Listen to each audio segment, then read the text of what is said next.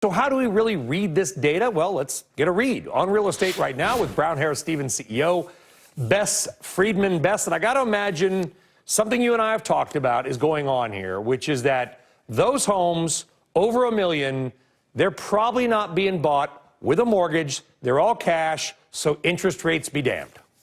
Probably. I mean, I think there's a little bit of that. And there's a lot of pent up demand. So I think it's various different things. You know, inventory, we're starting to see more of that come on the market.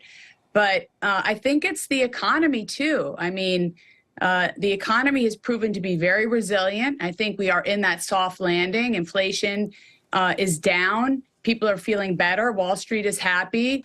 And buyers or sellers are getting back into the market. So, you know, we're in a better place now than we were even 6 months ago. And we saw that the Fed is probably going to cut the Fed fund rate this summer. So we're happy about that.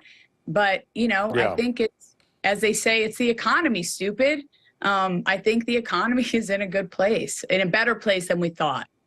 Well, as the singer Beck said, where it's at is 2 turntables and a microphone. But apparently where it's at in real estate is still at the high end.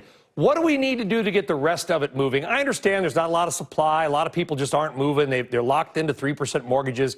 They're done. The president's offering, you know, a couple $1,000s to try to incentivize people to sell or buy. Is that going to work?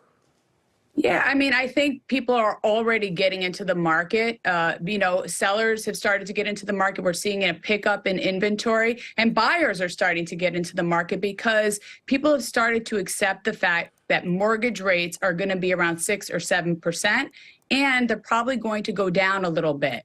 We're not going to see the 2 and 3% for who knows when. So I think people who need to buy and need to sell are going to do so because housing is essential. So we're seeing a little bit more momentum, and I think that's a really good thing for us.